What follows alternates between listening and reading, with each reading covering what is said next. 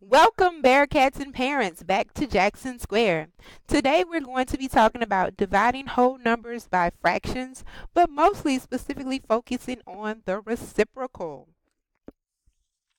What is the reciprocal? We know that a fraction is normally in the form of a over b, where the numerator is on top and the denominator is on the bottom. In a reciprocal, we switch the numerator and the denominator, and the b becomes on top and the a is on the bottom. So reciprocals are about switching the fraction. So it goes from a over b to b over a.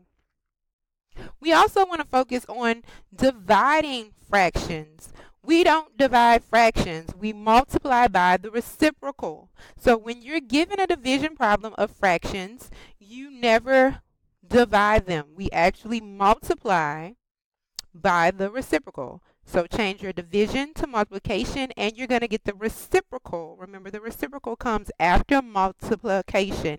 That's why we say we multiply by the reciprocal. So it's going to become 2 over 1. We make our whole number a fraction, and then our division becomes multiplication, and 4/5 is now 5/4.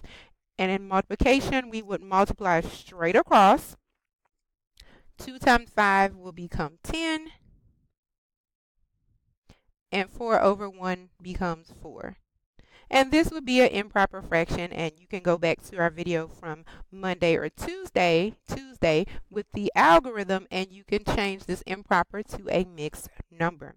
So let's jump right into our homework for tonight.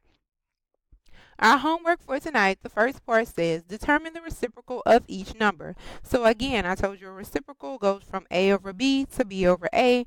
On number 2, our fraction is 1/2. To make it a reciprocal, we would switch the a and b, and it becomes 2 over 1. And in the next section, I gave you a reminder. It says, write an equivalent multiplication expression. We do not divide fractions. We multiply by the reciprocal. So here, equivalent means and same value. Multiplication expression. Expression is like a phrase instead of a sentence. So you're not actually going to do work. You're just going to show me how to change this division problem into a multiplication problem. So 2 divided by 4/5, again, we're going to multiply by the reciprocal. The reciprocal of 4/5 is 5/4. So it will become 2 times 5/4, or you can make it 2 over 1 times 5/4, and that's all that you need to do for that section. Let's go down to number 8. Number 8 is a word problem. Parents and students, if you have not noticed, we are giving you the answers. In number 7, the answer is 6. You just have to show me work to prove that the answer is 6. And in number 8, the answer is 9. You have to show me the work to prove that you know how to solve and get the answer of 9. Jamal has an 8-foot long piece of wood that he wants to cut to build a step stool for his treehouse. If each piece is going to be 5/6 of a foot long, why is 9 the greatest number of pieces he will be able to use? So first of all, let's think about this visually. He has a long piece of wood, let's say this is 8 feet, and he wants to cut little pieces of it off. So what is being cut? What is going to be our dividend here? The dividend is going to be 8 feet. That's what we're dividing. And how, or what is telling us how to divide it? The 5/6 of a foot. So each piece wants to be 5/6 of a foot. So 8 divided by 5/6. Do we divide fractions?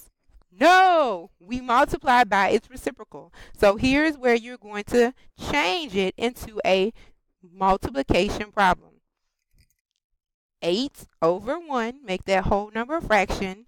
The division is now going to become a multiplication, and then multiply by the reciprocal. The reciprocal comes after multiplication. 5/6 is now going to become 6/5. And we multiply straight across. So you're going to multiply this problem straight across. We're going to have 8 times 6, which is 48, over 5. So again, we end up with a improper fraction. If you remember an improper fraction to be changed to a mixed number, we do typo. And recently I've also heard it called T-bow. So typo or T-bow, whichever one you're familiar with, means top in, bottom out. So we're going to put 48 in our division bracket and 5 out. I'm going to ask myself, how many groups of 5 will go into 48? I know the closest that I can get is 9. 9 times 5 is 45. I subtract. 8 minus 5 is 3. And that is my remainder. Remember to write our mixed number, we need the quotient, remainder, over divisor.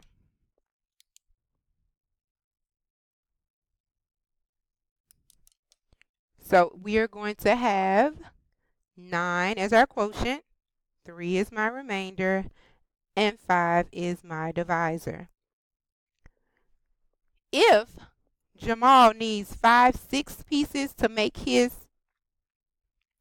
footstool, then 3/5 is not going to be adequate. So he won't be able to make it. It's not a whole piece. So that's why the answer is just 9.